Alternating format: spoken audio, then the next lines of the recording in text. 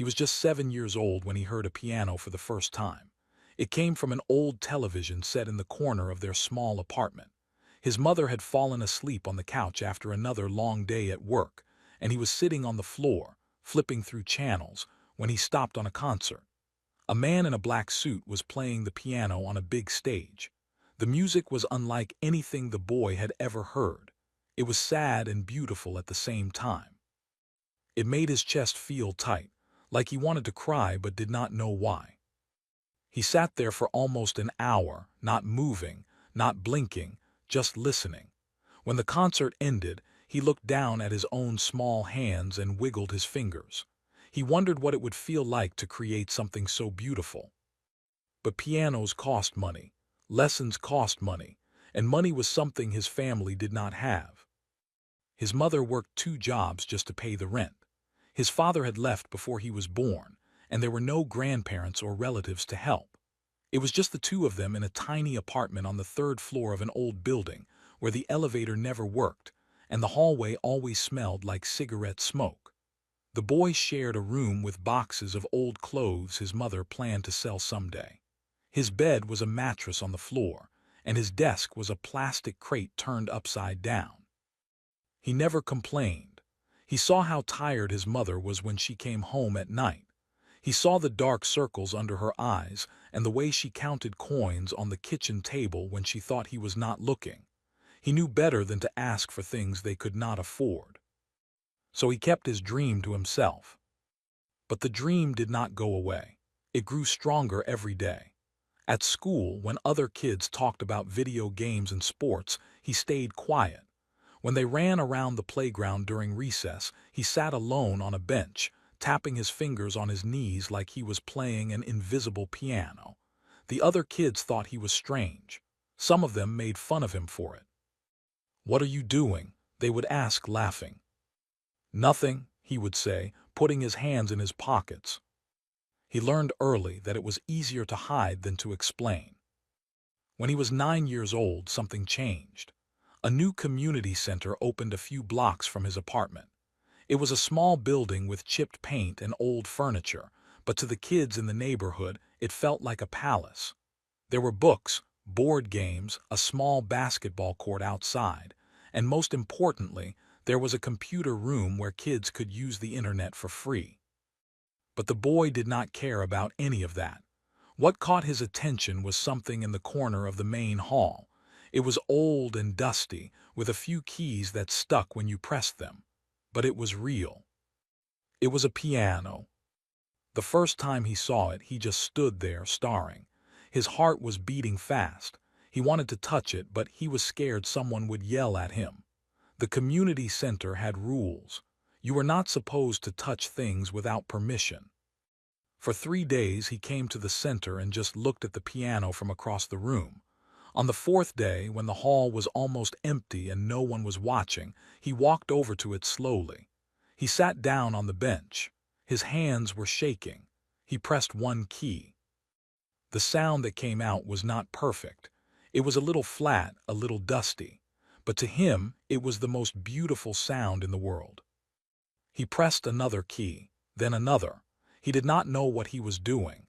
He did not know how to read music or which notes went together, but he did not care. He just wanted to feel the keys under his fingers. That was the beginning. From that day on, he came to the community center every single day. He would finish school, do his homework as fast as he could, and then run the 4 blocks to the center. While other kids played basketball or watched videos on the computers, he sat at that old piano and taught himself to play. It was not easy. He made mistakes all the time. Some days he played the same part over and over again for hours and still could not get it right. His fingers hurt. His back ached from sitting on the hard bench. But he never gave up. Every small victory, every time he finally got a part right, felt like winning a gold medal. He used the computers at the center to watch free tutorials online. He learned about scales and chords and timing. He learned how to read sheet music by pausing videos and copying the notes onto scraps of paper. He practiced until his fingers moved without him even thinking about it. The woman who ran the community center noticed him. Her name was not important, but everyone called her Miss B. She was a large woman with a kind face and a loud laugh.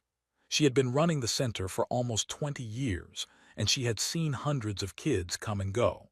But there was something different about this boy. She watched him practice day after day, never complaining, never giving up. She saw how his eyes lit up when he played, how he forgot about everything else in the world. She saw a kid who had found something to hold on to in a life that had not given him much. One evening, after most of the other kids had gone home, she walked over to him. "You are getting pretty good," she said. He looked up, surprised. He was not used to people noticing him. "Thank you," he said quietly. "How long have you been playing?" "About 8 months." Her eyes went wide. 8 months and no one taught you?" He shook his head. "I just watch videos and practice." She stood there for a moment, looking at him like she was trying to figure something out. Then she smiled. "You have a gift," she said. "Do not ever let anyone tell you otherwise." He did not know what to say. No one had ever told him he was good at anything before. His teachers thought he was too quiet. The kids at school thought he was weird. Even his mother, who loved him more than anything, was too tired most days to notice what he was doing. But Miss B noticed, and for a boy who had spent most of his life feeling invisible, that meant everything. He went home that night and could not sleep. He kept hearing her words in his head. "You have a gift." He stared at the ceiling of his tiny room and made a promise to himself. He did not know where this path would lead. He did not know if he would ever get to play on a big stage like the man he had seen on television all those years ago. But he knew one thing for certain. He was not going to stop. No matter what happened, no matter how hard things got, he was going to keep playing. Because when he sat at that piano, he was not the poor kid with the tired mother and the absent father. He was not the quiet boy that everyone ignored. He was someone else, someone who could create beauty out of nothing. And that was worth fighting for.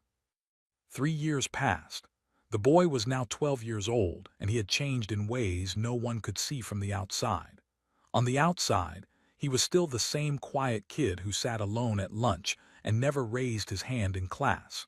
He still wore clothes from the thrift store and shoes with holes in the soles.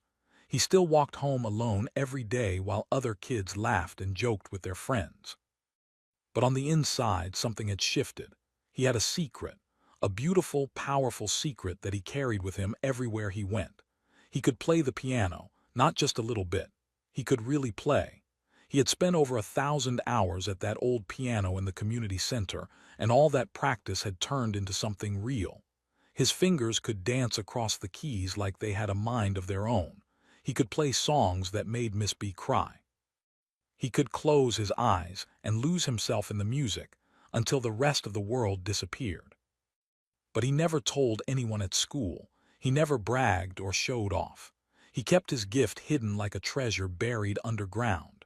Part of him was scared that if people knew, they would find a way to ruin it. They would laugh at him or tell him he was not good enough.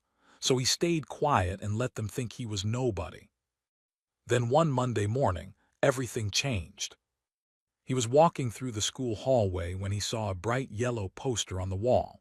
It said the school was holding a talent show in 6 weeks. Any student could sign up.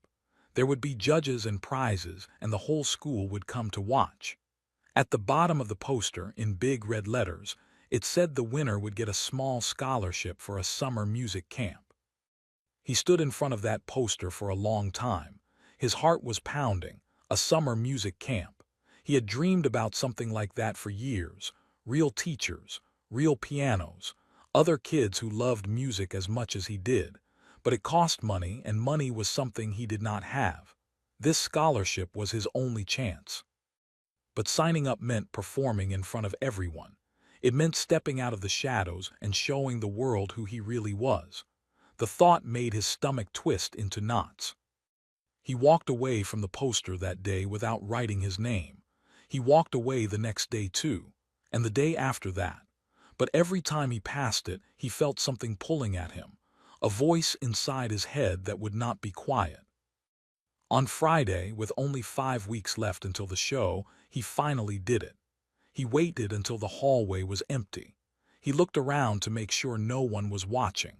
Then he picked up the pen that hung from a string next to the poster, and he wrote his name on the list. His hand was shaking when he did it, but he felt something else too, something that felt a little bit like hope. He did not know that someone had seen him. By Monday morning, the whole school knew. Word spread fast, the way it always does when there is something to laugh about. The quiet kid who never talked to anyone had signed up for the talent show, and not just any act. He had written piano next to his name. The whispers started before first period even began. "Did you hear? That weird kid thinks he can play piano. I bet he cannot even play a nursery rhyme. This is going to be so embarrassing." He heard them, he heard every word. He pretended not to, but he did. He kept his head down and walked to class, hoping it would blow over, but it did not blow over. It got worse. At lunch, a group of boys walked past his table, and one of them made a big show of wiggling his fingers in the air like he was playing a piano. The others burst out laughing. A girl from his math class looked at him with pity in her eyes, which somehow felt even worse than the mockery. "Why would you sign up for that?" she asked. "You know everyone is going to laugh at you, right?" He did not answer. He just stared at his food and waited for the lunch period to end. The days that followed were the hardest of his life. It seemed like everywhere he went, someone had something to say. They called him names. They made jokes about him behind his back and sometimes right to his face. Someone stuck a piece of paper to his locker that said "Piano Loser" in big black letters. He tore it down before anyone could see, but the words stayed with him. He started to wonder if they were right. Maybe he was fooling himself. Maybe he was not as good as he thought. Maybe Miss B was just being nice when she said he had a gift. What if he got up on that stage and froze? What if he made a mistake and everyone laughed? The thought kept him awake at night. One afternoon, he went to the community center after school like he always did. But when he sat down at the piano, he could not play. His hands just sat there on the keys, not moving.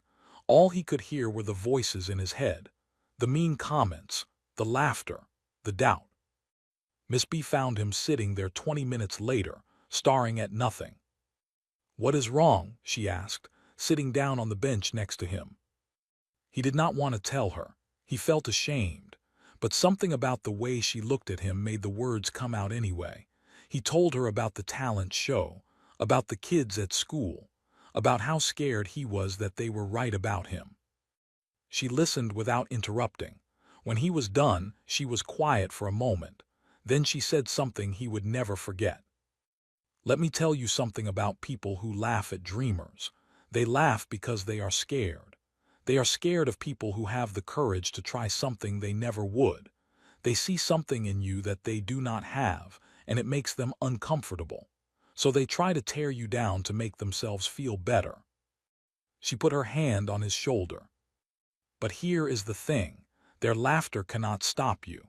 Their words cannot take away what you have built. The only person who can stop you is you. So the question is not whether they believe in you. The question is whether you believe in yourself." He looked at her with tears in his eyes. He wanted to believe her. He wanted to be brave. But the fear was so heavy, like a weight sitting on his chest. "What if I fail?" he whispered. She smiled gently. "Then you fail, and then you get up and try again. That is how life works, but you will never know what you are capable of if you do not take the chance." That night he went home and sat on his mattress in the dark. He thought about everything Miss B had said. He thought about all the hours he had spent teaching himself to play. He thought about his mother, who worked so hard every day and never gave up, even when things were impossible. And he made a decision. He was not going to quit. He was not going to let them win. He had worked too hard and come too far to walk away now. If they wanted to laugh, let them laugh. He would show them what the quiet kid could do. He did not know what was coming. He did not know that in just a few weeks, Everything would change in ways he could never imagine. He did not know about the heartbreak waiting around the corner, or the moment that would test him more than anything ever had. All he knew was that he was going to get on that stage. And he was going to play. The talent show was 2 weeks away. He had been practicing harder than ever, spending every free moment at the community center. The song he was going to play was not something he had learned from the internet. It was something he had written himself, a piece that came straight from his heart. He called it his mother's song because every note made him think of her. His mother had been looking tired lately, more tired than usual. She had started coughing a few weeks ago and it had not gone away. She said it was nothing, just a cold that was taking its time to leave. But he noticed things. He noticed how she would stop in the middle of cooking dinner to catch her breath. He noticed how she fell asleep on the couch before 8 o'clock every night. He noticed how she had lost weight, her clothes hanging loose on her body. He asked her once if she was okay. She smiled and touched his face and said she was fine, just working too hard, nothing to worry about. He wanted to believe her, so he did. It was a Thursday evening when everything fell apart. He came home from the community center around 6 o'clock. The apartment was dark, which was strange because his mother was usually home by then, starting dinner. He called out for her but got no answer. He figured maybe she was running late at work. He turned on the light in the living room, and that is when he saw her. She was lying on the kitchen floor, not moving. Her face was pale and her eyes were closed. For a moment he could not breathe. He could not think. He just stood there frozen, his backpack sliding off his shoulder and hitting the ground. Then he ran to her. "Mom," he shouted, shaking her shoulder. "Mom, wake up." Her eyes fluttered open. She looked confused, like she did not know where she was. She tried to speak but started coughing instead. It was a terrible sound, deep and painful. He had never been so scared in his life. He grabbed the phone and called for help. His hands were shaking so badly he could barely press the buttons. When the person on the other end answered, he could hardly get the words out. He just kept saying, "Please help, my mom fell down, please come quick." The next few hours were a blur. The ambulance came. They put his mother on a stretcher and took her away.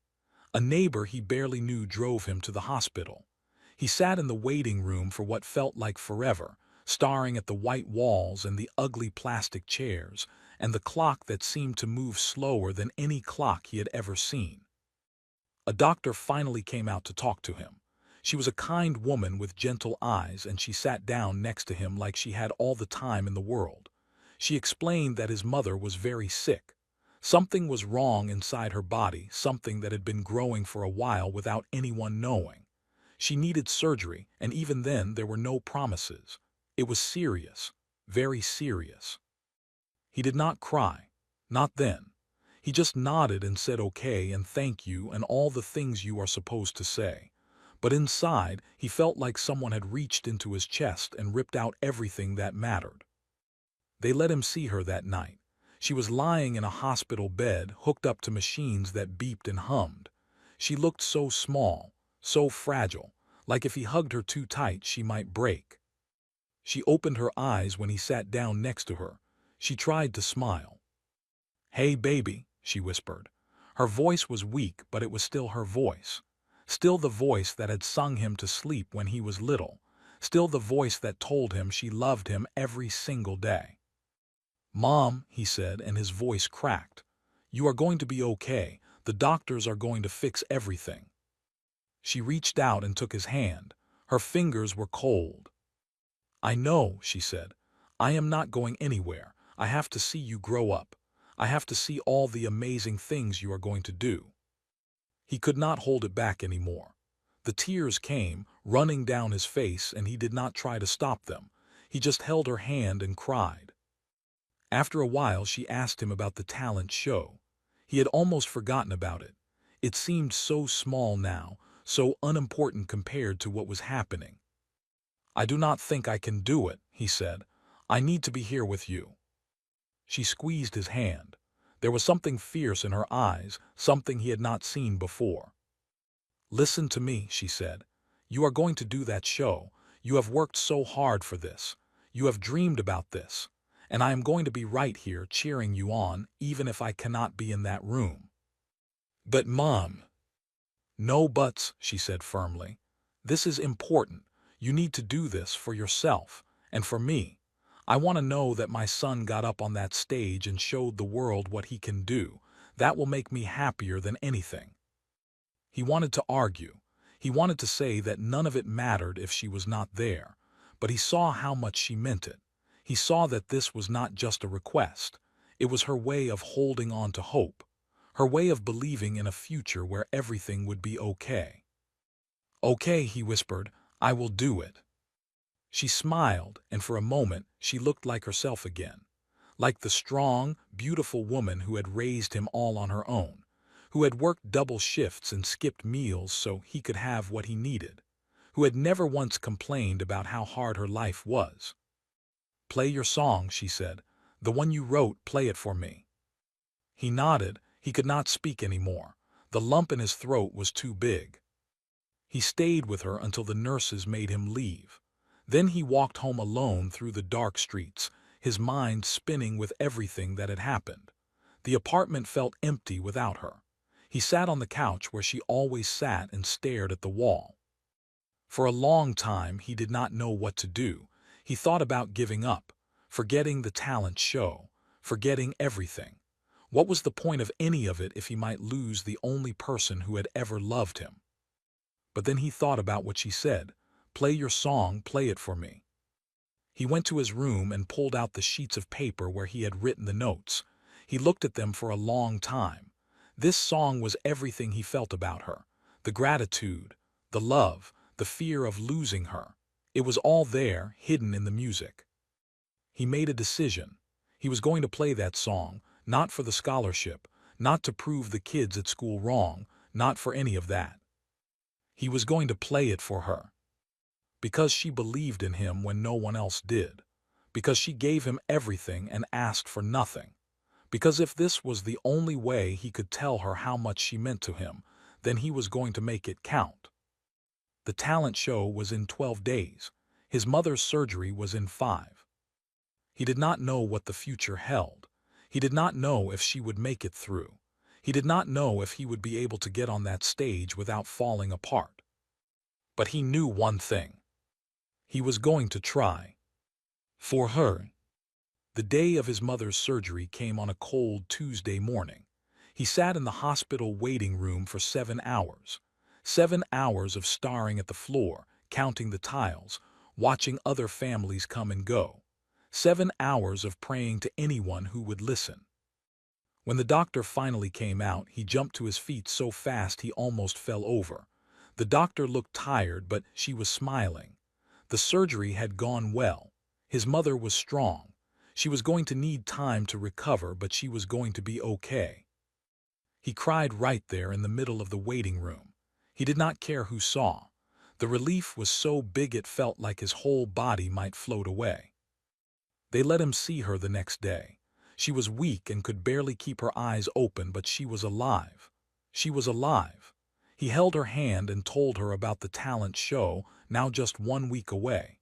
She squeezed his fingers and whispered that she was proud of him, that she could not wait to hear how it went.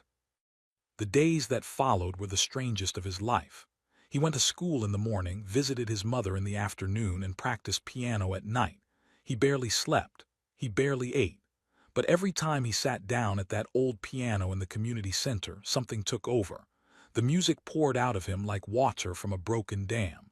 All the fear, all the pain, all the love he felt for his mother.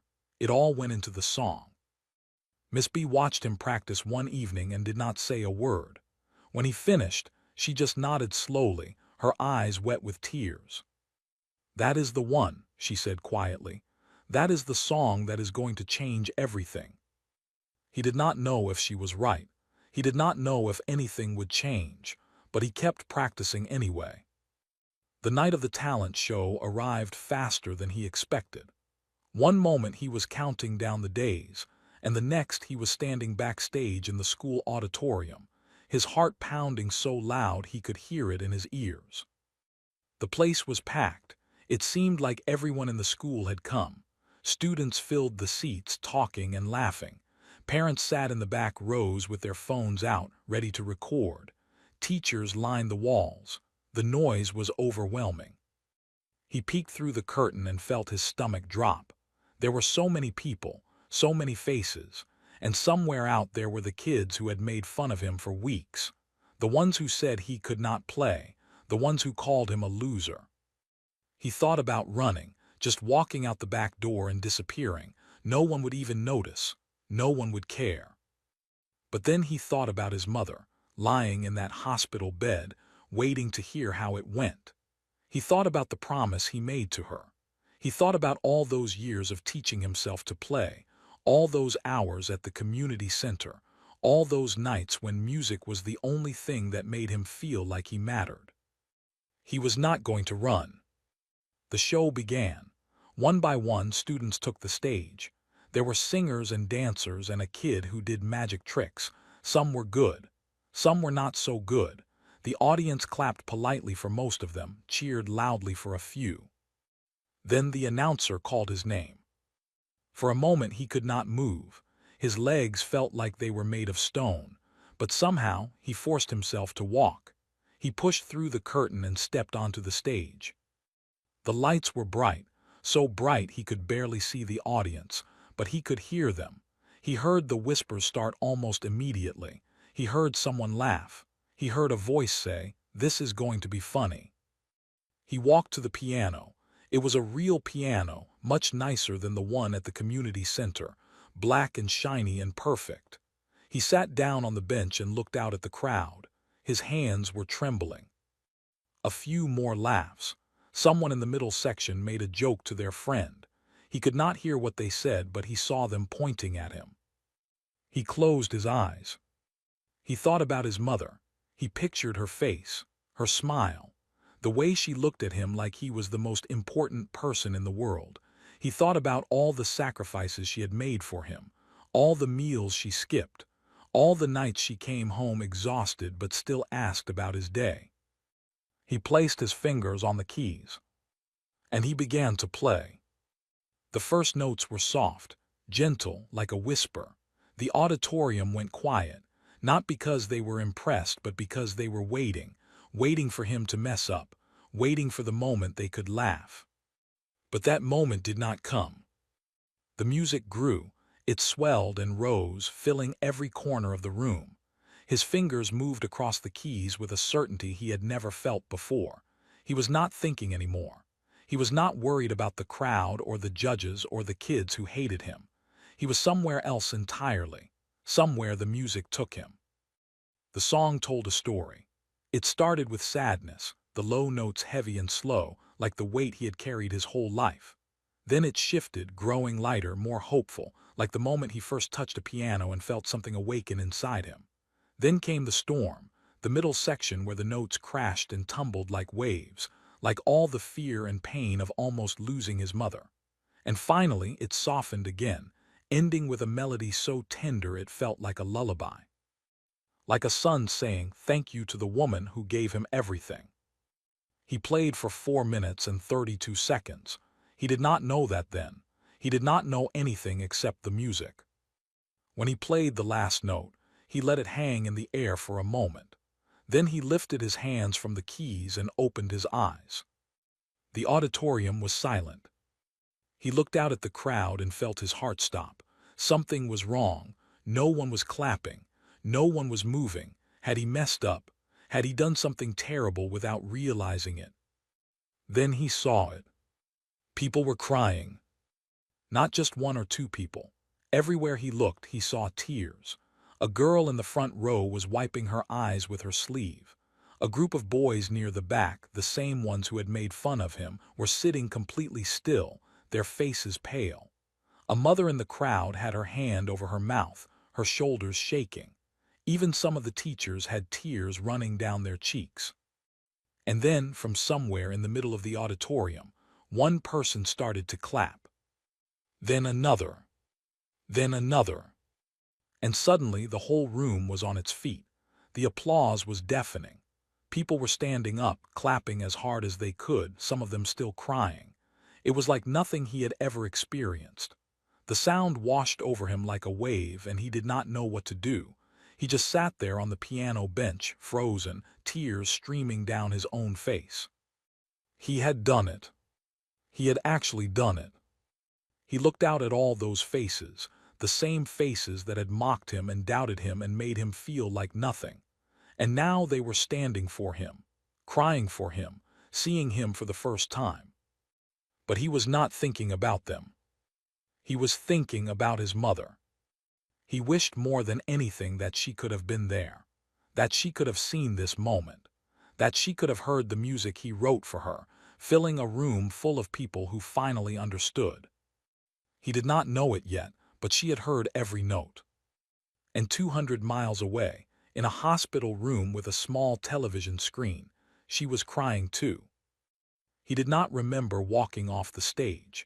He did not remember the announcer saying his name or the judges writing on their scorecards.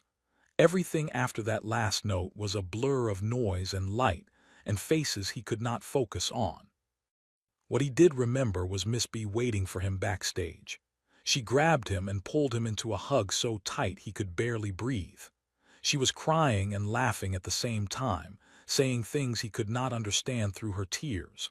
Something about being proud, something about knowing all along, something about miracles. Other performers came up to him, kids who had never spoken to him before. They shook his hand. They patted his back. They told him that was the most beautiful thing they had ever heard. He just nodded and said thank you because he did not know what else to say. It all felt like a dream he might wake up from at any moment. When the results were announced at the end of the night, no one was surprised. He won first place. The scholarship to the summer music camp was his. The principal handed him a small trophy and an envelope with the official letter inside. The audience clapped again, but it was different this time. It was not just applause. It was respect. After the show, something unexpected happened.